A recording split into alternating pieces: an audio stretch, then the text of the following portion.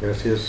Jo també voldria contestar algunes qüestions. És evident que es fa difícil contestar a tothom, però en qualsevol cas hem d'acceptar les regles del joc. Dos o tres qüestions a les que comentava el senyor Bel, tampoc sense afany de més polèmica.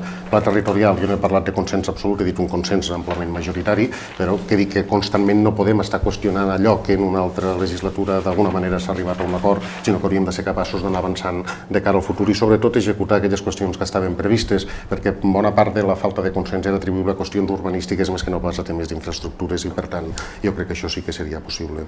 Respecte a la proposta del senyor Rubalcaba, precisament de posar l'èmfasi, igual que vol posar Obama als Estats Units, d'alguna manera en majors polítiques d'inversió i fer aquesta moratòria d'alguna manera o ajornar parcialment la consecució dels objectius del dèficit públic i de l'estabilitat pressupostària, la senyora Salgado el que va dir és que no estava previst, el qual no vol dir que no es pugui negociar. És un tema del candidat i un compromís, evidentment, de futur. Una altra qüestió que ha sortit és el tema del finançament. Clar, sorprèn que qui va pactar en l'època del senyor Aznar, el senyor Pujol, el senyor Mas, que van pactar un pla de finançament per a Catalunya, que ara amb el pacte fiscal ho arreglen tot. El sistema de finançament que tenim, que segurament està lluny de ser perfecte i tots voldríem més, però ha significat que Catalunya en l'últim afegit de finançament ha rebut 2.500 milions d'euros superior afegits a lo que ja s'havia pactat en el seu moment. De 12.500 milions d'euros que s'han afegit per a finançar el conjunt de les comunitats autònomes, 2.500, la cinquena part han vingut a Catalunya, hi ha 17 comunitats autònomes. Això no és cap discriminació negativa, no és cap forat negre. Això realment és una aportació extraordinària i un ajut i un suport al finançament de Catalunya junt al compliment per part del Ministeri de Foment, que ha invertit a Catalunya quantitats superiors al 18,5% de la inversió del conjunt d'Espanya, que és el que Catalunya participa, el percentatge en què Catalunya participa del conjunt del PIB de l'estat espanyol. I una pinzellada sobre el trasbàs, evidentment, no és per afegir-me, el senyor Bertomeu, és que clar, vostès estan removent un tema, la veritat de Murcia. Valcárcel asegura que el PP no se ha movido de la foto en matèria hídrica. És que el seu portaveu nacional estatal, el senyor González Pons, va assegurar que el trasbassament es faria. Jo ja celebro i puc arribar a creure, perquè ens coneixem des de fa molts anys i tenim amistat, més enllà de les diferències polítiques, que vostè potser no voldria fer-lo, però clar, el seu partit ho està anunciant a nivell de l'Estat i per tant això és el que ens preocupa i ens preocupa que tornéssim en això. 20.000 persones protesten en Tortosa per el pacto PP-CiU sobre el trasbasse. Això és de l'any 2001, això és una realitat que es pot tornar a produir segons com vagi el resultat de les eleccions del 20 de novembre. Finalment, voldria fer un parell de comentaris més. Un respecte al que també ha dit el senyor Bertomeu. Si s'hagués fet el desolament de la Nacional 340, mira, va haver un consens important al territori per tirar en l'autovia de l'interior, un consens entre les diferents formacions polítiques, no va ser la delegació del govern, l'Ajuntament de Tortosa inicialment, senyor alcalde, i en consens de totes les formacions que estem aquí representats, va fer al·legacions per a que es fes l'autovia de l'interior, ho van fer-ho per consens, al final el territori també va consensuar això, i aquesta és l'aposta conjunta de tots. Per tant, això és un compromís al que vam adquirir, i ara no s'hi val a dir que desdoblar la Nacional 340, que evidentment, a més, era un error, perquè urbanísticament és molt complex a l'entorn on passa la Nacional 340 per Mediterrani. I finalment, l'Euromed. Vostès diuen que s'ha fet una moció al Senat que la va fer el senyor Muñoz, per cert del grup de l'Entesa, perquè, en suport del Partit Popular, per cert, per a que es pari l'Euromed. Tots volem que l'Euromed se pare i és una reivindicació del territori, però vostès haurien de saber que una moció al govern, quan el servei ferroviari és una qüestió de l'operador ferroviari que és Renfe i que funciona en règim privat, evidentment no té cap utilitat. Serveix de cara a la galeria, serveix per dir que hem fet això o hem fet allò altre, però el govern no és qui decideix on paren els trens. Tenim un sistema ferroviari en què és l'operador qui acaba decidint això i ho hem de demanar, ho ha demanat la Càmera de Comerç, ho han demanat les formacions polítiques, hem d'aconseguir un millor servei ferroviari a l'Ebre i hem d'aconseguir que quan es faci aquest AVE, que en l'època de govern del PP i de suport de Convergència i Unió no estava previst el tram entre Castelló i Tarragona que ens afecta a nosaltres, que en governs socialistes s'ha fet l'estudi d'impacte ambiental i s'ha fet l'estudi de traçat, evidentment este AVE tingui una estació a les Terres de l'Ebre. Això sí que és fonamental, perquè si hi ha la infraestructura i hi ha l'estació, evidentment és quan el tren pot parar. Però evidentment parlar del servei ferroviari, de quants de trens han de parar, quan depèn d'un operador privat, evidentment no té sentit. Bé, arribats a aquest punt, hem esgotat l'hora que teníem prevista de programa. Si els sembla bé als 5, allargarem una mica el debat. Crec que val la pena tenint en compte el viu que està, l'encès que està i l'interessant que s'està posant. M'ha demanat la paraula la senyora Alba Benedicto. Sí, bé, diversos temes, però abans m'agradaria explicar al senyor Bel, perquè em sembla que no m'ha entès quan he explicat el Pla Pont. Tindré algun problema de comprensió. No, em sembla que no m'ha entès, igual no m'he explicat bé. El Pla Pont no deixa en cap moment... Jo entenc que vostès estiguin entestats, perquè m'agrada molt veure com fan gala d'aquest sentiment pronuclear que tenen, que no se n'amaguin, no se n'amaguin. Aquest pla PON... No, un moment, perquè a part de ficar paraules a la meva boca que jo no he dit, a part d'això, el pla PON el que fa és preocupar-se per aquell territori que està nuclearitzat, no deixar-lo a l'estacada. Aquest pla PON té un horitzó al 2020, un tancament gradual de les centrals nuclears i per tant tots aquests diners que ja tenen amortitzats, explico així a veure si no posa en la meva boca paraules que jo no dic, tots aquells diners que ja tenen amortitzats les centrals nuclears de sobres vagin a parar al territori que està nuclearitzat per obrir portes. Vostè no m'està parlant d'altres comarques. Molt bé, m'encanta que em parli d'altres comarques que estan al voltant de la Ribera d'Ebre, perquè per tant la decisió d'ubicar o no un cementeri nuclear no podrà ser mai d'un alcalde sol. Doncs explica això, parleu al partit perquè em sembla que no esteu massa d'acord. Un altre tema. Les votacions al Parlament de Catalunya són les que t'has de fixar. Sí. Sí, Pere. No, jo el que anava a dir és que el tema de l'aigua també. Estem defensant tots aquí l'aigua, tots som ebrencs i és una cosa molt normal, però és que jo no hi crec en juraments. Jo crec en la gent, amb els vots que es fan al Congrés, al Parlament. I parlant de l'aigua també m'agradaria parlar del tema del cànon, perquè veiem que amb l'aigua no s'ha de fer negoci. El tema del cànon de l'aigua, el PP i Convergència s'han carregat la compensació tarifària que tenia les Terres de l'Ebre aquí amb el preu de l'aigua. M'agrada que entri el debat, perquè al de TV3 cap dels partits grans ens van fer cas ni a Esquerra ni a Iniciativa, perquè la cosa em sembla que està tan empatada que no volen que hi hagi cap desempat. Per tant, el PP i Convergència s'han encarregat la compensació tarifària, que aquesta compensació feia que a les Terres de l'Ebre, degut al dèficit històric que tenim en indústries, tinguéssim aquesta compensació. Se l'han carregat vostès, no hi consta als pressupostos, se l'han carregada. Vull dir, defensem l'aigua, sí, aquí als debats, als mítings on anem, però defensem-la també on estem representats. I de l'economia verda.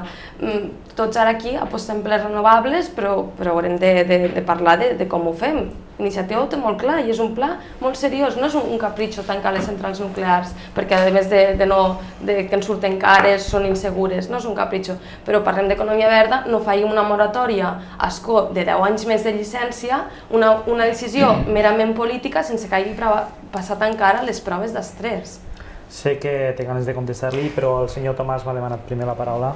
Bueno, només, jo faré dos apunts. Un, el comentari que feia vostè, ho ha explicat també el senyor Sabater, el que representava el pacte de finançament, però aquí no fem un mea culpa, és a dir, la situació que tenim a nivell de finançament és la que tenim.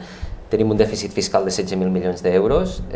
Sap vostè que anem junts en iniciativa Convergència i Unió i Esquerra al Parlament per a millorar este pacte fiscal, però bueno, està claríssim que el pacte Mas Zapatero, al igual que no ha solucionat els problemes la reforma de la LOFCA del 2009, el pacte Mas Zapatero, que ens van fer la foto, tampoc no ho va solucionar i per tant això no m'ho pot negar. A més, allí es van carregar la possibilitat que este 9% de Producte Interior Brut de Catalunya se rebaixés al 4%, entre altres coses. Per tant, ha dit que vostès també van en la línia del Consell Econòmic, i jo ho celebro perquè ahir sentia el seu candidat, Duran i Lleida, una altra vegada suposo que obsessionat per entrar a formar part del govern espanyol, de que fa falta un govern de concentració a nivell de l'Estat, suposo que deu voler acabar sent ministre. Espero que això no represente renunciar a la defensa dels interessos de Catalunya en el cas del Consell Econòmic, perquè això sí que ens ajudaria a sortir de la crisi.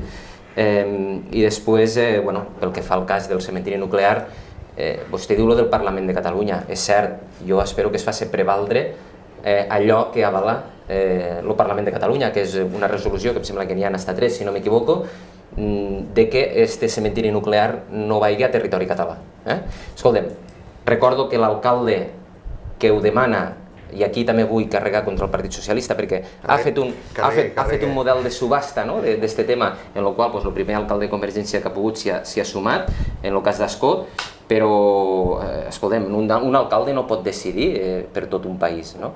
I aquest alcalde s'ha tornat a presentar a les eleccions municipals sota les sigles de Convergència i Unió. Jo li puc garantitzar que si això ho hagués fet un alcalde d'Esquerra Republicana, no s'hagués tornat a presentar sota les sigles d'Esquerra Republicana, O sigui, està presentant alguna cosa que vostès no l'han agafat de l'orella i li han dit: escolta tu, això retira-ho. La candidatura esta, retira-la, perquè el Parlament de Catalunya on estem governant nosaltres, o sigui vostès, Convergència i Unió, ha fet una resolució que diu que això no pot anar en territori català.